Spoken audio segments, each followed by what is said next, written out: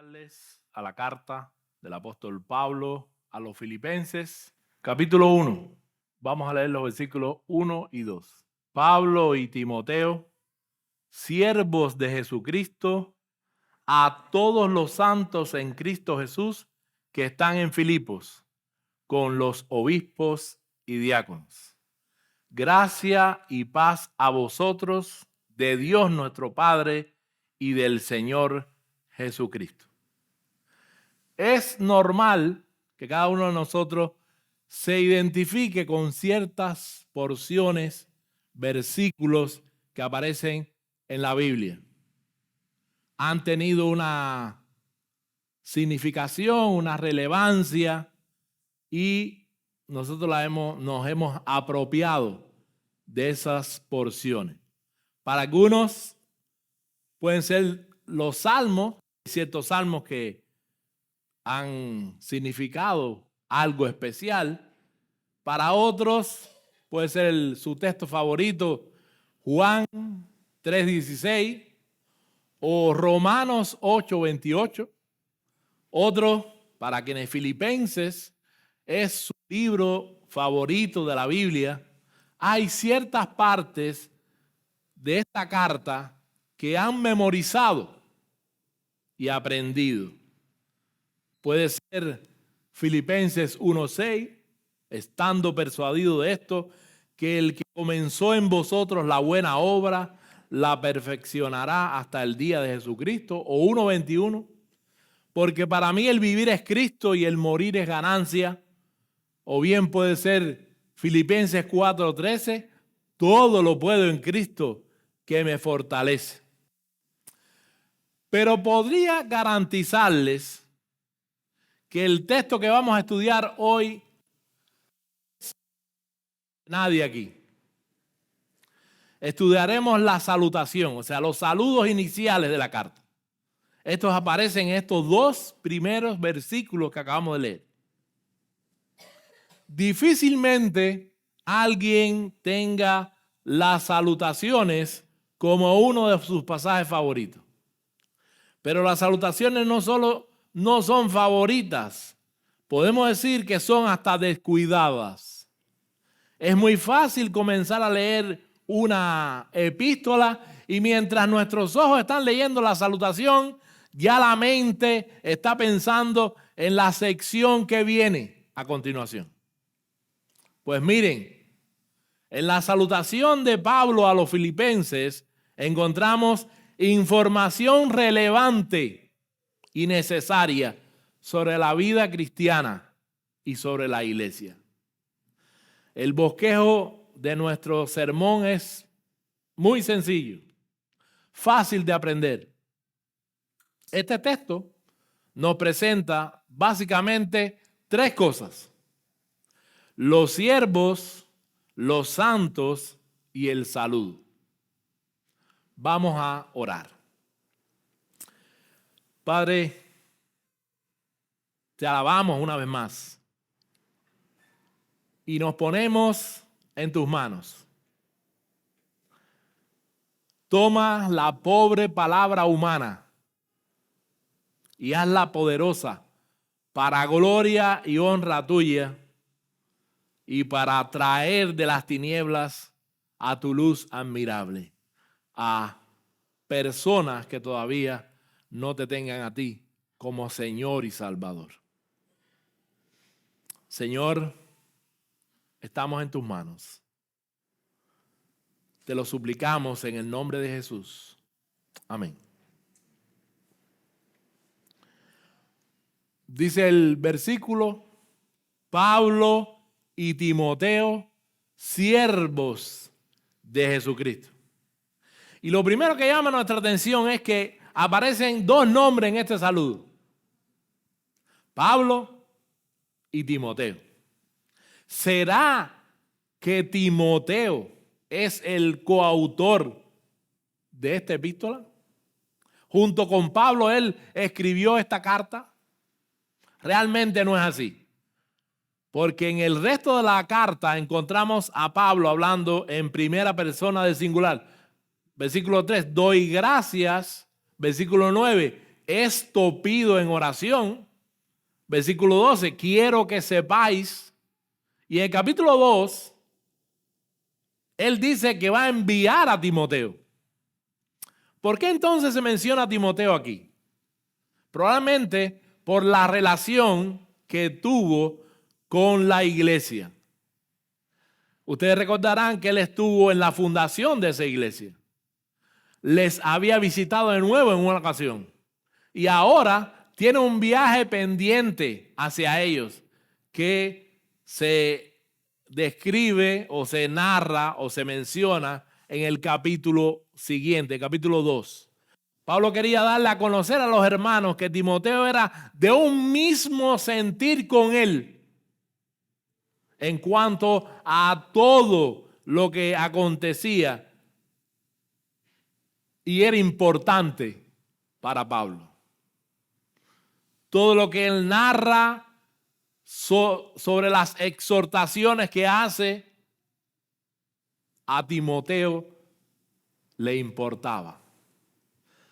Lo segundo que llama la atención de la identificación que hace Pablo acerca de sí mismo es que no se identifica como apóstol, como lo hace en el resto de las demás epístolas, de las demás cartas. En esas ocasiones, él deja bien claro de antemano la autoridad que le había sido conferida por Dios. En el caso de los corintios, su apostolado estaba siendo juzgado, o sea, puesto en tela de juicio.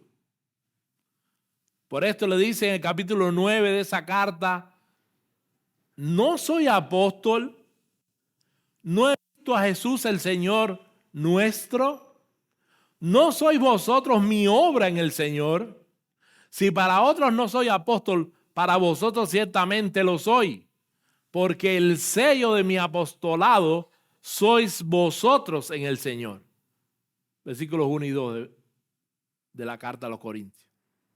También cuando escribe a los Gálatas, les da su tarjeta de presentación. Pablo, apóstol, no de hombres ni por hombre, sino por Jesucristo y por Dios el Padre que lo resucitó de los muertos.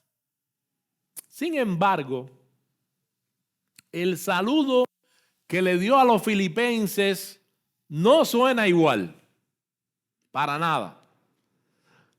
Quiero volver a leerlo. Pablo y Timoteo, siervos de Jesucristo, a todos los santos en Cristo Jesús que están en Filipo, con los obispos y diáconos. Gracia y paz a vosotros de Dios nuestro Padre y del Señor Jesucristo. Es mucho más fraternal, es mucho más cálido ese saludo. Que Pablo sabía conducirse, haciendo distinción de las circunstancias y del contexto en que se desenvolvía. No todas las condiciones son iguales. Cada cosa tiene su tiempo y cada ocasión puede demandar cierta atención especial. El hecho de que haber resuelto cierto problema una vez de una manera no significa que todos los problemas se resuelvan siempre de la misma manera.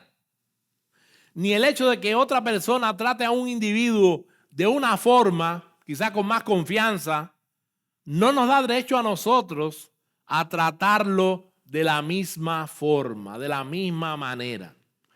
Cuando no hemos hecho caso y hemos saber reconocido las diferencias en las distintas ocasiones, en las distintas circunstancias,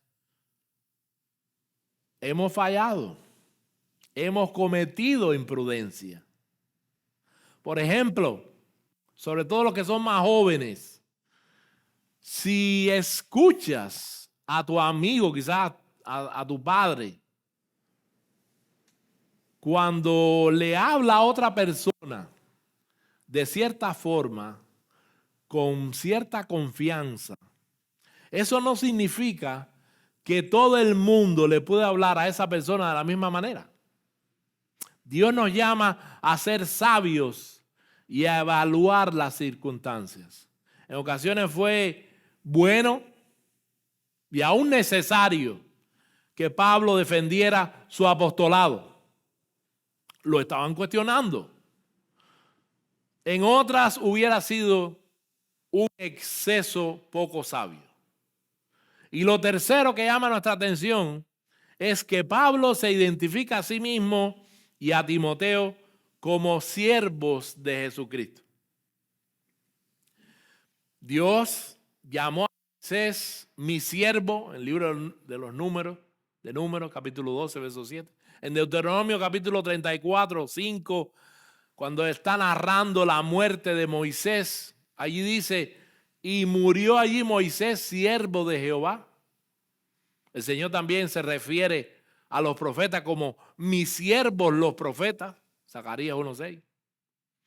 Los hombres de Dios se deleitaban en considerarse a sí mismos siervos del Señor, siervos de Dios.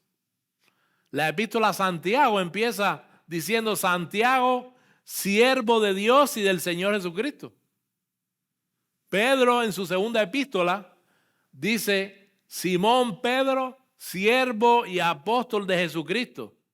Judas también su carta dice Judas, siervo de Jesucristo.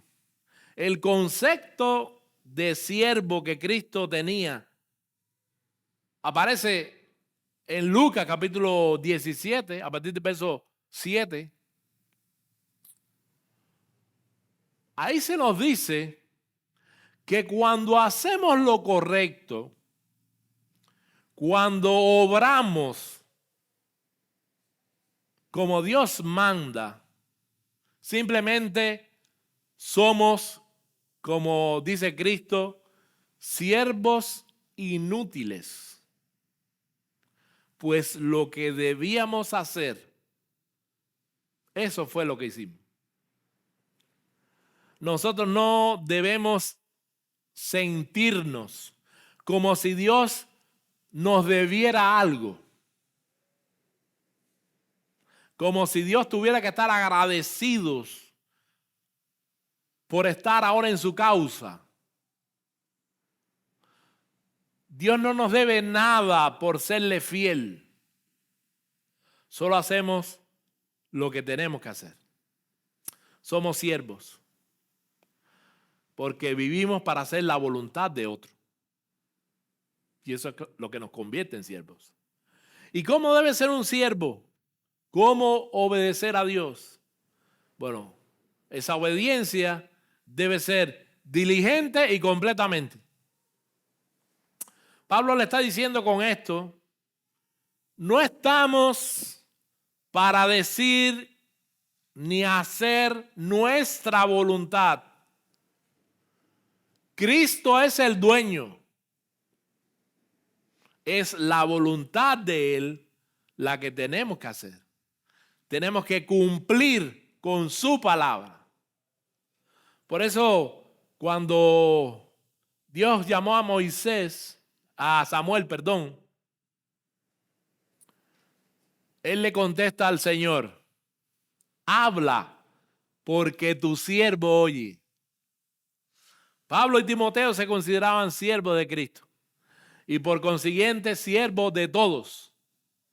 En 2 Corintios 4:5 dijo Pablo, porque no nos predicamos a nosotros mismos, sino a Jesucristo como Señor y a nosotros como vuestros siervos por amor de Jesús. El libro de Colosenses, refiriéndose a Epafras, Pablo escribió, os saluda Epafras, el cual es uno de vosotros, siervo de Cristo, siempre rogando encarecidamente por vosotros en sus oraciones, para que estéis firmes, perfectos y completos en todo lo que Dios quiere. Porque de él doy testimonio de que tiene gran solicitud por vosotros y por los que están en la Odisea y los que están en Hierápolis. Pero no solo los líderes de la iglesia primitiva son llamados siervos. En el libro de los Hechos de los Apóstoles vemos a todos los creyentes llamándose siervos de Dios. Cuando estaban siendo perseguidos, la iglesia unánime oró al Señor pidiendo valentía para poder seguir hablando del evangelio. Dice Hechos, capítulo 4, verso 29. Y ahora, Señor, mira sus amenazas y concede a tus siervos que con todo denuedo hablen tu palabra. Nuestro Señor vino a servir. Y nosotros como sus discípulos y siervos no somos más que Él. El que quiera ser el primero será vuestro siervo, dice el Señor. Y en Marcos, en el Evangelio de Marcos, dice, será siervo de todos. Es más común hoy en día llamarnos cristianos, creyentes, hermanos, pero casi nunca siervo. Usar el vocablo en sí mismo no es imprescindible, pero la idea de que somos siervos nunca debe desaparecer de nuestra mente. No queremos con esto proponer que a partir de ahora en adelante comencemos a utilizar el término siervo para referirnos a nosotros como una etiqueta. Lo que no nos podemos dar el lujo de ignorar es que la vida de una iglesia será saludable en la medida en que actuemos como siervos los unos de los otros. Eso no es la realidad que nosotros vemos hoy en día. En el mundo nosotros no vemos eso. No estamos acostumbrados a ver en el mundo a los líderes sirviendo a los demás, sino siendo servidos. Simplemente no estamos acostumbrados a verlo. Pero qué bueno es verlo en la iglesia de Cristo. Así como no estamos acostumbrados a ver eso en el mundo, pidamos al Señor que nos acostumbremos a verlo aquí, en la iglesia, en nuestra iglesia. Es bueno verlo en la iglesia.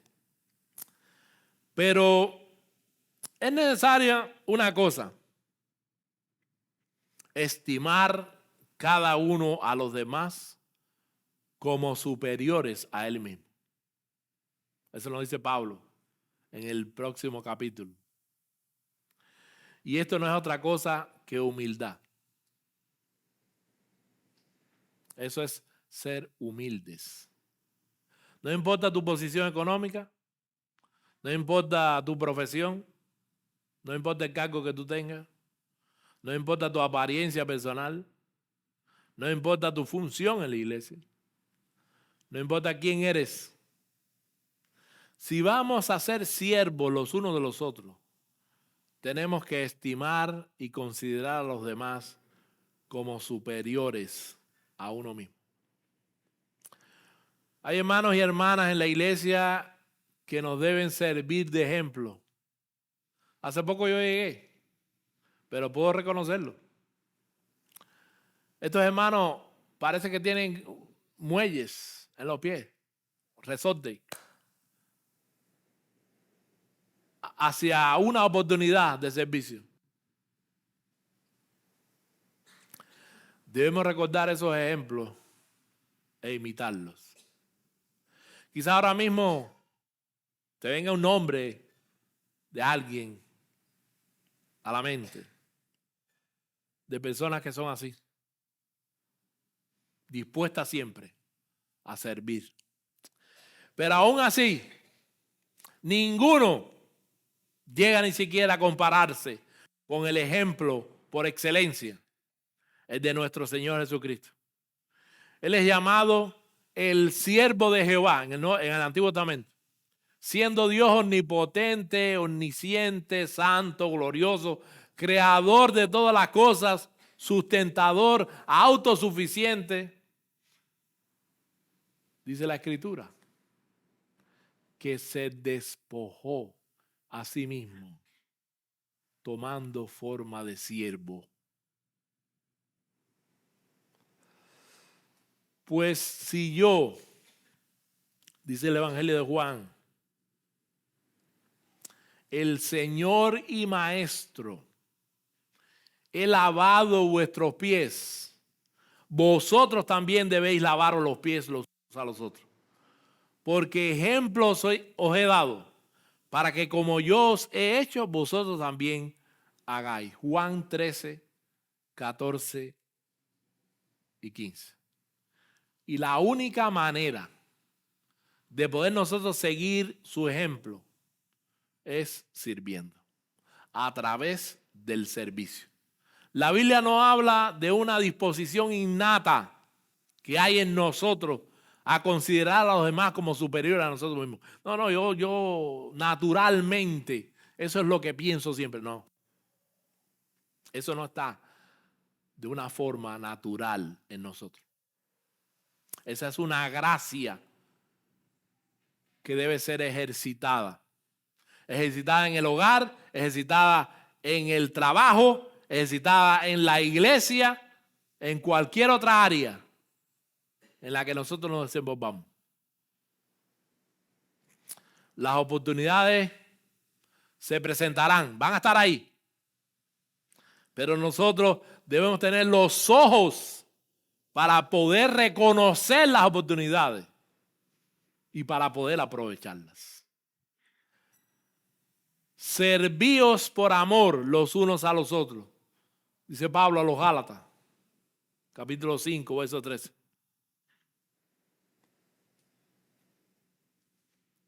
¿Eres tú un siervo? ¿Eres siervo de Cristo? Puedes escribir ahora una carta y poner tu nombre diciendo que yo, fulano de tal, siervo de Cristo.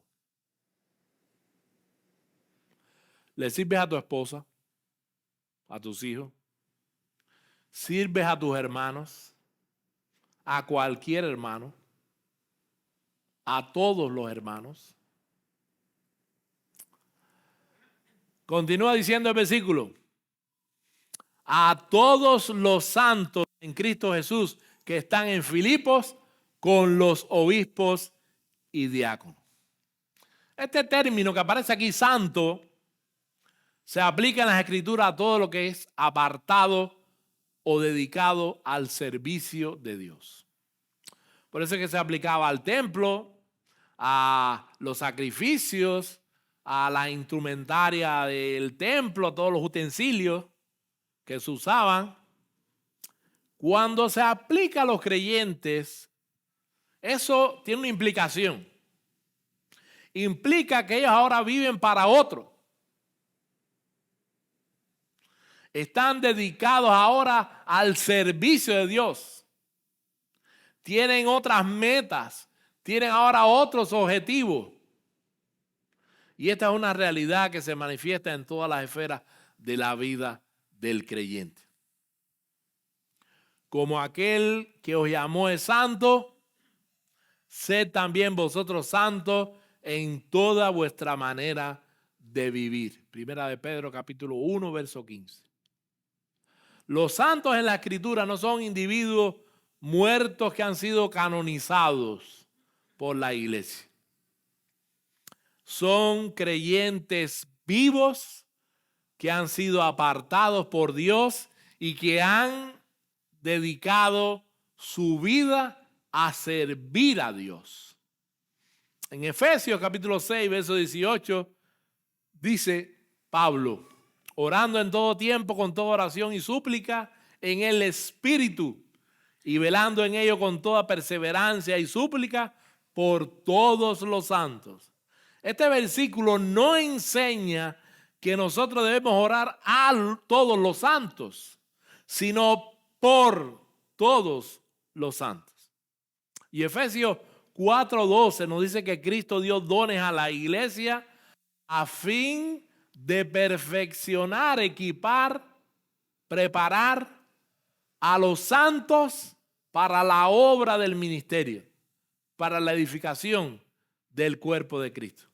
La Biblia no presenta a los santos como seres separados, aislados del resto por su perfección. Son tan perfectos que están separados ahí. No. La Biblia llama santos a todos los creyentes. Alguien ha sugerido que la razón por la cual los individuos que son canonizados, ustedes saben que hay santos, el santoral es tremendo. Bueno, a todos esos individuos que han canonizado como santos, lo hace mucho tiempo después de su muerte. Y alguien ha sugerido que es para cubrir los defectos de carácter de esos hombres y mujeres que de seguro eran bien conocidos en su época.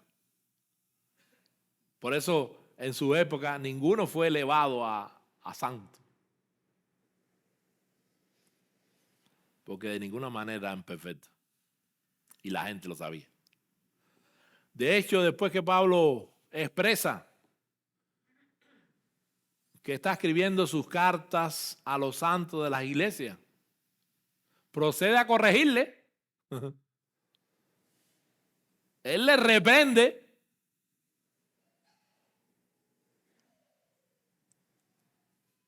También les exhorta cuando están desanimados. Porque todas esas realidades están presentes en nosotros. Todas esas realidades son compatibles con el hecho de ser santos, con el hecho de ser apartados para Dios, porque no somos perfectos. Se encuentra latente en el uso de este término la idea de que la relación con Dios incluye conformidad con su voluntad y también con su carácter. Eso nos dice Pablo en Efesios capítulo 5. Continúa diciendo nuestro versículo que están en Filipos. Todos los santos que están en Filipos. Cuando Dios salva a un pecador, no lo traslada a un lugar ahí donde solo viven los creyentes. Una comunidad de creyentes apartada en un lugar remoto. Dios salvó a los filipenses y los dejó en Filipos. Dios no nos saca del mundo, sino que nos deja en el mundo. Sin embargo, los santos de esa localidad se congregaban todos juntos en una iglesia local. La verdad es que tenemos un grupo de creyentes que se constituyen en iglesia, pero que se desenvuelven normalmente en la sociedad. Y es de esa manera, con la penetración del evangelio en la sociedad, que Cristo llama a los perdidos. Ustedes se imaginan que si nos convirtiéramos, nos fuéramos para una isla donde viven solamente cristianos. Bueno, ¿quién se queda aquí para seguir proclamando las buenas nuevas de salvación? Nadie. El Señor nos dejó aquí. No para que nos conformáramos al mundo, sino para que diéramos testimonio de Él a través de la predicación del Evangelio. El desenvolvimiento normal de la vida de un cristiano está relacionado con la vida y el ministerio de una iglesia local. Todo el Nuevo Testamento presupone que el creyente no vivirá en aislamiento. Aquel a quien el Señor une a sí mismo, une también a esa persona a la compañía de su pueblo. Hay algunos hermanos que se van de la comunión de los hermanos tan pronto como se acaban los servicios. Enseguida que termina el culto, se van. Hay ocasiones, sobre todo en estos tiempos que, no sé, viven lejos y el transporte está malísimo. Hay ocasiones cuando por diferentes circunstancias las personas tienen que salir así. Que dice pronto. Pero no siempre tiene que ser así. Y más cuando muchos de nosotros no nos vamos a ver hasta el próximo domingo.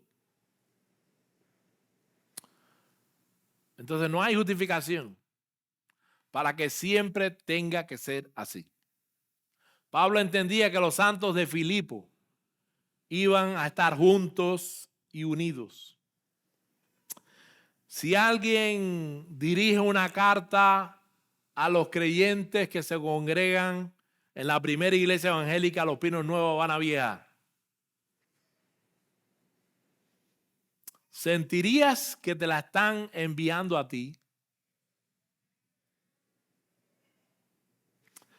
Mi exhortación es: intégrate más a la vida de esta iglesia. Conozcan a los hermanos y déjense conocer por los hermanos. Continúa diciendo nuestro versículo: y con los obispos y diáconos. Debemos aclarar otra vez que la epístola va dirigida a toda la iglesia. Filipenses no es una epístola pastoral como Timoteo, Tito. Pablo dice todo lo que dice aquí a todos los hermanos de la iglesia. La iglesia son los hermanos, no los líderes. Como alguien ha dicho, siempre debe ser recordado que el ministro existe para la iglesia, no la iglesia para el ministro. Algunas veces se confunden un poco las cosas. El hecho es, no obstante, que todo el contenido de la carta va dirigido a cada creyente de esa congregación filipense, incluido el liderazgo. Aún los obispos y los diáconos debían recibir las exhortaciones del apóstol Pablo como creyentes en Cristo que eran. Un comentarista, hablando de esto, dice: la dignidad de un ministro, de cualquier oficial de la iglesia, no le desliga de la necesidad de ser enseñado, exhortado, reprendido y consolado, porque Pablo dirigió esta epístola tanto al pueblo como a los oficiales de la iglesia. En el cielo los santos seguirán siendo santos, pero los pastores no seguirán siendo pastores, sino también santos. Según Apocalipsis 7:17, Cristo mismo, el príncipe de los pastores, pastoreará a los suyos en la eternidad. La identidad más vital del cristiano es que es un hijo de Dios. A la hora de la muerte, lo importante es que somos santos, hijos de Dios, hijos del Altísimo. La función en la iglesia es secundaria en ese sentido. Lo más importante es ser de los santos en Cristo Jesús, como dice el pasaje. Y ahora que leemos esta epístola como una carta de Dios para nosotros, porque ha llegado a nosotros para eso, es una carta para que nosotros también nos apropiemos de ella.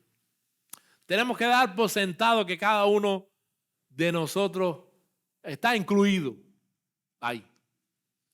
Es importante que cada uno de nosotros, independientemente de nuestra función, de nuestra edad, de nuestro sexo, de nuestro estado civil, escuche esta carta que ha sido enviada de Dios hacia nosotros como individuos y como iglesia.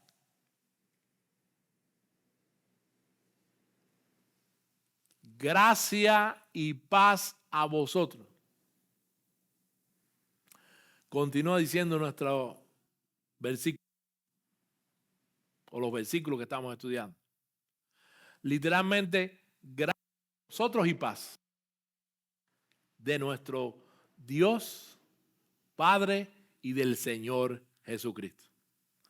Pablo primeramente enumera las dos gracias que desea para los filipenses y luego menciona la fuente donde provienen esas gracias. Gracia y paz. La gracia, que ustedes saben, es un favor. Eso es lo que estamos estudiando en los estudios bíblicos de los sábados a las 2:30. De paso, estamos invitándoles a todos.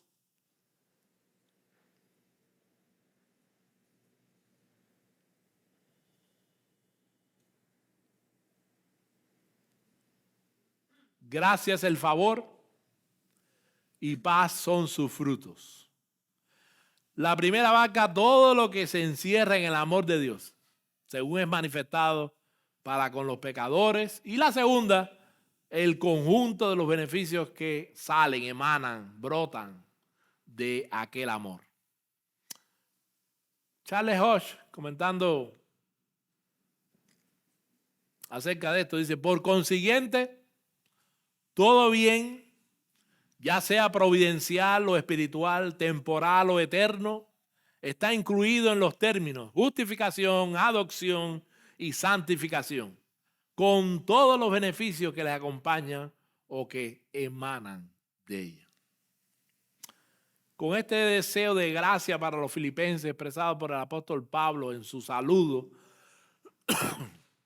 él quiere que Dios supla todo lo necesario para que estos hermanos puedan crecer y puedan desarrollarse espiritualmente. Sin la gracia de Dios no podemos dar un paso ni siquiera al frente.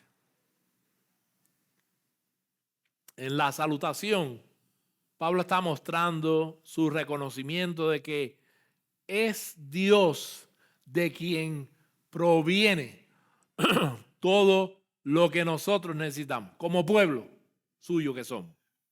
Y su interés es que los demás reciban los beneficios de Dios.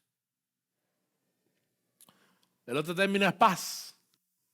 Paz sin gracia no es paz de Dios. Paz con Dios, paz de conciencia, paz los unos con los otros. La paz es la seguridad, según un comentarista, y la tranquilidad interior de que Dios ministra los corazones de los creyentes y los mantiene espiritualmente confiados y satisfechos aún en medio del tumulto. ¿Y cuál es la fuente de esa gracia y esa paz? Dice, de Dios nuestro Padre y del Señor Jesucristo. Buscamos de Dios para nuestras necesidades y al hacerlo, cuando lo hacemos, nos dirigimos a Él como acercándonos a alguien distanciado y sin afecto. No, ¿verdad?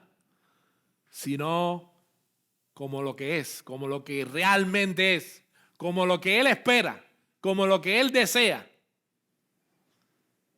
Nuestro Padre. Dios es nuestro Padre. A modo de conclusión, quiero que ustedes noten que hay un nombre que aparece 3 veces en estos 2 versículos.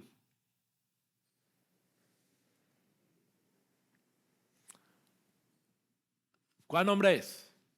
Jesucristo. Si hay algo que tenemos que aprender de esta salutación, de este saludo, es que la vida del cristiano es cristocéntrica. El centro de la fe cristiana no es el hombre, es Cristo. La figura más importante de la iglesia es Cristo, porque es su cabeza. Él es la cabeza de la iglesia. Pablo dice, somos siervos de Jesucristo. Somos santos en Cristo Jesús. Y recibimos toda buena dádiva del Señor Jesucristo. Y si todo eso lo somos y lo recibimos de Cristo, eso quiere decir que apartados de Él, nada somos, nada podemos hacer, como dice la Escritura. Dice Pablo más adelante, en el capítulo 4, todo lo puedo en Cristo que me fortalece. Es Cristo quien nos da la fuerza para poder seguir adelante. Y si nos fijamos bien, si detallamos bien este pasaje, nos vamos a dar cuenta que cada 2 versículos hay una mención acerca del Señor Jesucristo. Por todo esto, Pablo dijo en Filipenses capítulo 3, verso 3, y nos gloriamos en Cristo Jesús. Ahora bien, si hay alguien aquí que todavía no tiene a Cristo, que todavía el Señor no es su Señor, que todavía Cristo no es su Salvador, déjenme decirles 2 versículos de la Escritura. El que en mí no permanece será echado fuera como pámpano, se secará, y los recogen y los echan en el fuego y arden.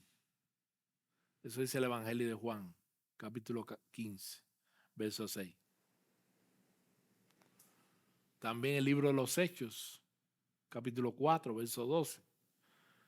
En ningún otro hay salvación, porque no hay otro nombre bajo el cielo dado a los hombres en el que podamos ser salvos. De modo que si alguno está en Cristo, nueva criatura es. Las cosas viejas pasaron. He aquí, todas son hechas nuevas. Segunda a los Corintios, capítulo 5, verso 17. ¿Estás tú en Cristo? El punto importante en el día del juicio será si estamos en Cristo o no, o fuera de Él. Romanos 8:1 dice, ninguna condenación hay para los que están en Cristo Jesús. Entonces, si todavía no tienes a Cristo, lo único que te librará en aquel día será ser hallado en Él, como dice esta epístola en su capítulo 3, verso 9. Dios nos bendiga. Vamos a orar.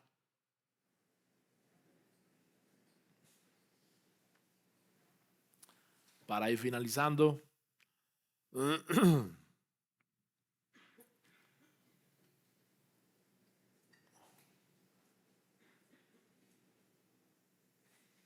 Padre, te alabamos porque somos siervos tuyos para cumplir tu voluntad. Para ello, Padre, tú nos apartaste para ti como santos, siendo objetos de tu amor.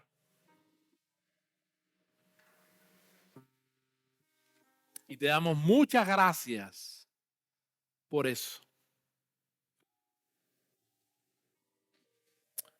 Queremos seguir poniéndonos en tus manos para que tú nos sigas usando para gloria y honra tuya. somos siervos de Cristo. Mira, Señor, por todos tus hijos que se encuentran hoy aquí. Bendíceles grandemente. Y si hay alguien que todavía no te tiene, a través de tu Espíritu Santo, obra en esa vida para que no se vaya sin antes caer rendido a tus pies. Padre, te damos muchas gracias porque tú nos trajiste con bien. Ahora te suplicamos que podamos regresar con bien. Despídenos con tu amor y con tu paz. Mira que oramos en el nombre bendito de tu Hijo Jesús. Amén.